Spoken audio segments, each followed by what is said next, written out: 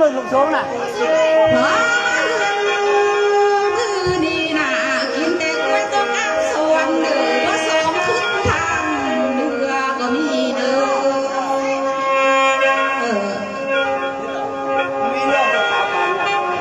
สู้เอาเบอร์สาวฝันไปหาดไหน บ่จักซึน เอาเบอร์สาวฝันไป กินเด้อกินแต่กล้วยโตเขือใส่น้ำลงทางเด้อ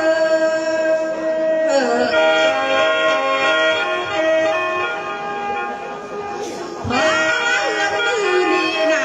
กินแต่ผู้ไก่แก่ผู้ดอกพี่ขันสวนพอเนื้อ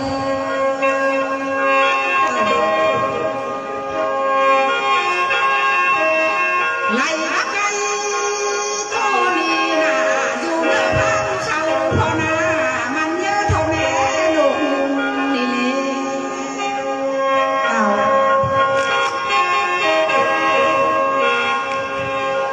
พอมันทำเลยดินมันสุ่มพ่อแม่หางเลยเนอคำมันพินพาพาคำมันลุ่มเงินพอเอ้ยมันพินพาพาคำมันลุ่มคำเลย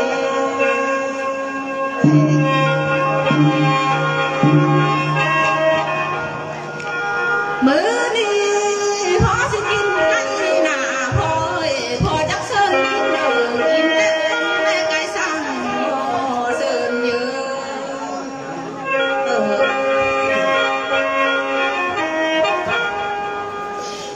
ไล่ละเสิร์น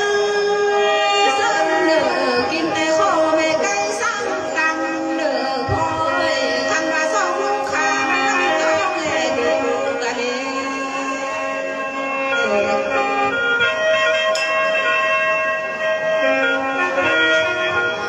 พอบังคับเลยไล่บังคับไก่นะมันจู่เนื้อพอเลยไล่บังคับไก่นะมันจู่หัว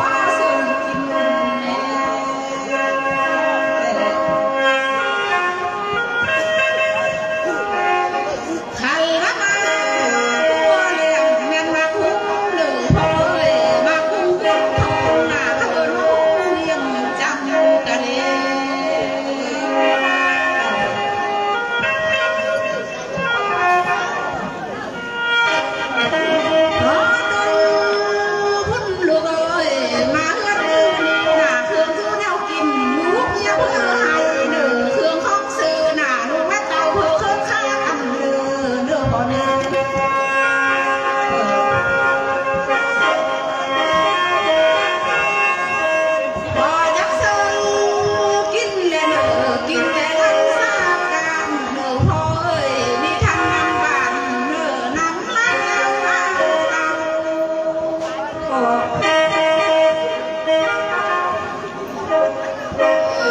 ือดีพอจังเซินกินเลยเด้อกินแต่ข้าวนมทงสิ่งเดิมเจ้าซื้อมาแต่เพื่อนใครก็มีเด้อ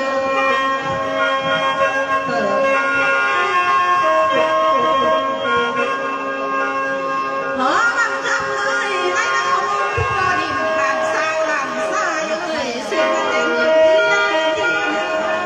ไปหมด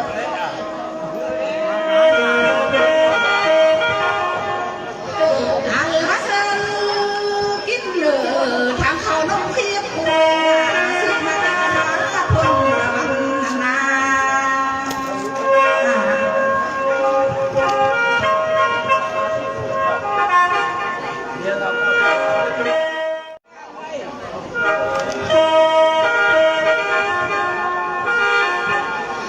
หอมันทำเลยในมาตามแลสิ่งหน้าดูเพื่อนจังเมื่อซื้อเขาตัวพ่อต้องเองละพอ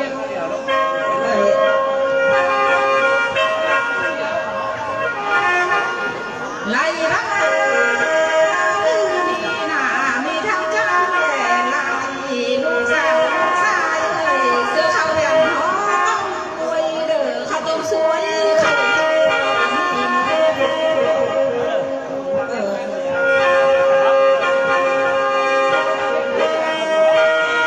มือนี้กินบ่เป็นเลยพอจังหวะเด้อถ้าว่ากินบ่ไหวพอจังหวะเด้อ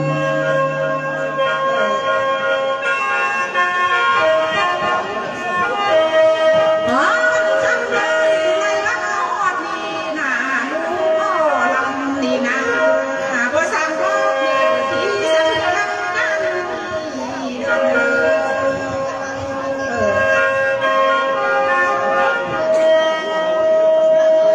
ลูกมันนี่นาลูกมาสร้างแน่ลีสะเทือนกันด้วยเด้ออยู่ห่างแล้ววันที่พ่อสอบกันมาเนื้อ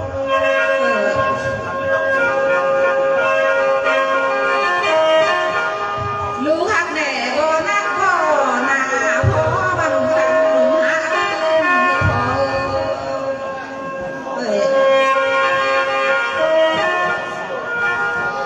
ไล่มาเถื่อนมาไล่นามากินพอเสิร์นกินพอ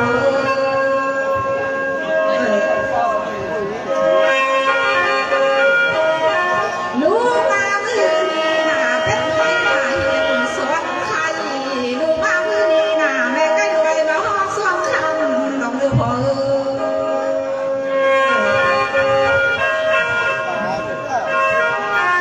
ลูกฮักแน่มาโหดหนาพอจังเลิกเด้อสะตวนตาบ้าคูนอนเลื่อมเด้อเครื่องท้องน้ำหนาเครื่องน้ำคูนอนแนวดูเด้อพอ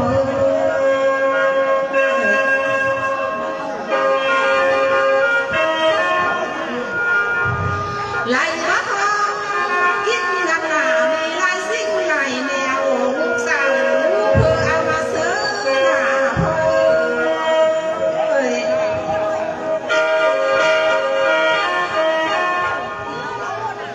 มือดีไล่มาพอกินข้าวจังเฮยท้องเรือพอมันนั่งกินไงจังหัวเสือท้อง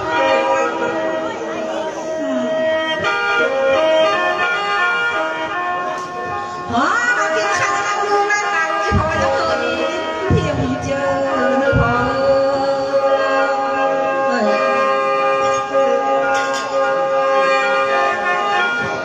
ไล่รักหอดนี่นาลูกรักกินข้าวก็ไล่ว่าหัวไล่แล้วเนี่ยเอ้ย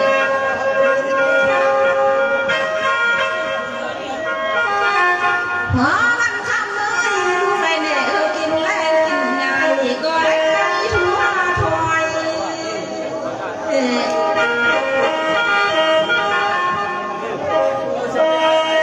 หอจนพุ่นลูกเอ้ยขันมาทนกินข้าวหน้าพอถึงเก้าทุ่งเลยเด้อ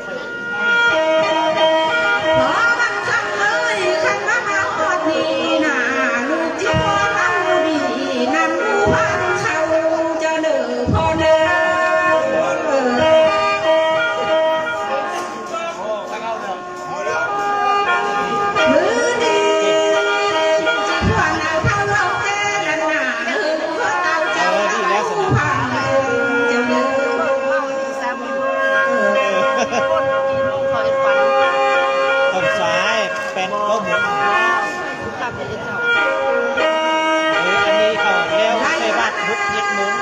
แต่ดีเพื่อนนาพอวันค่ำเลยลูกแม่กันกำลังเดียเพลง นี่ถามไม่ได้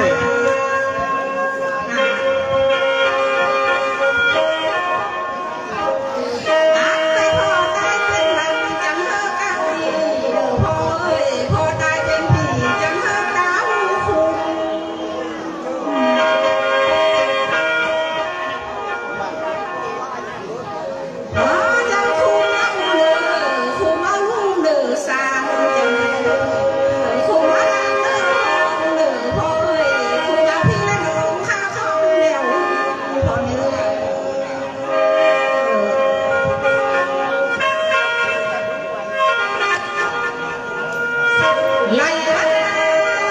แต่ดีเมื่อนาพอวันค่ำเลยแม่กันกำลังเดียแพงกันนาเขาเฮ็ดกินเฮ็ดทำแล้ว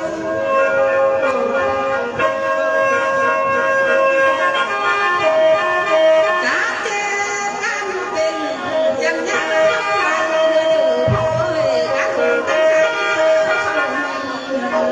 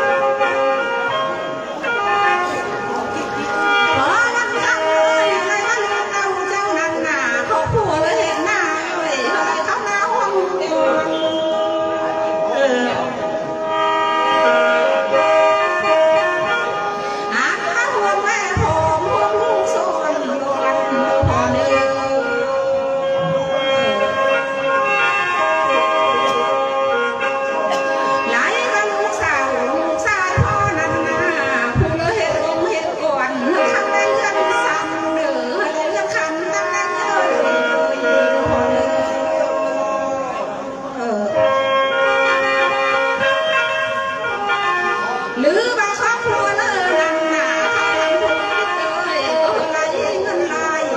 โอ้ยเขาเหตุการณ์ทางเอง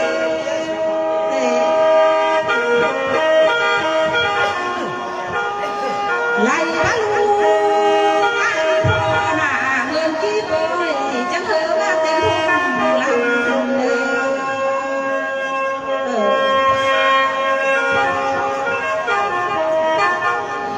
ลูกสาวลูกเคยพ่อนั่นน่ะทำไม่ก่อนนี่นาเงินคำมือมาเต็มถุงแล้วแต่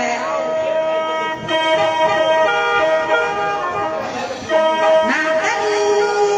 เมื่อนาไล่มาลูกเจ้านาถ้าคำสีก็คือลังเร็วกันแบนเพชรข้าวแถวมาเต็มที่ผัวนอนในบ่อ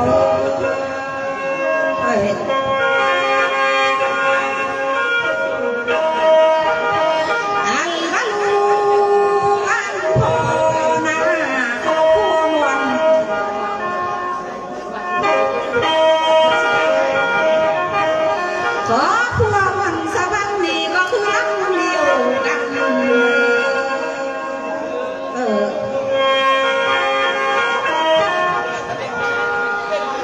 มาขอพวกละวันพรเลยเด้อ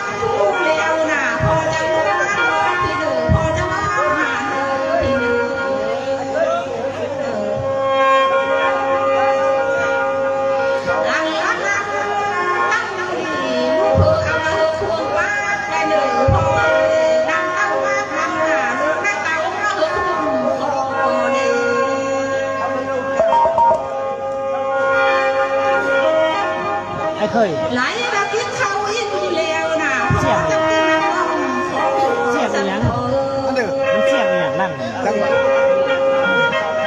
เสียบโทรศัพท์ กินน้ำอินแล้วนะพอมันค่ำเลยจะเอาไม้ไปรักตื่นมาทิ้งซาเชลกินข้าวแล้วจะเอาไม้ไปแล้วมาทิ้งซาเพน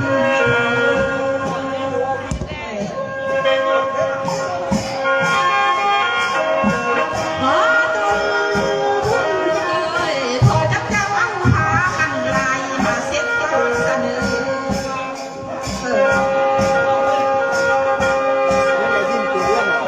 จังเสนเพราะว่านักผู้ขาดมือพอจะนั่งนั่งนะเชียวจะมือหอมคอ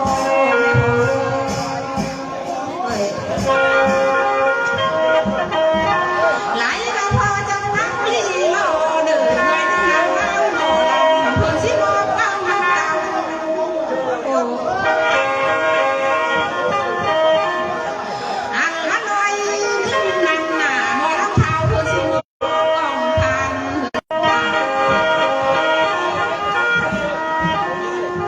ไหลมาพัวคือนั่นลูกเจ้าเมืองนั่น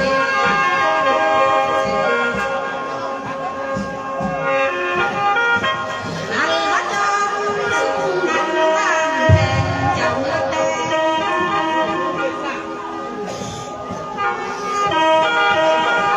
ขอต้นลูกเอ้ยพอจะรักเลย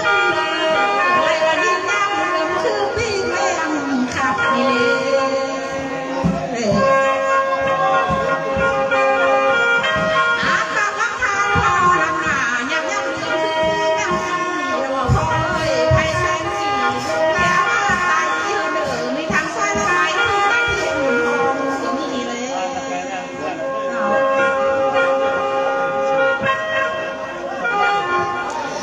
ไหลน้ำ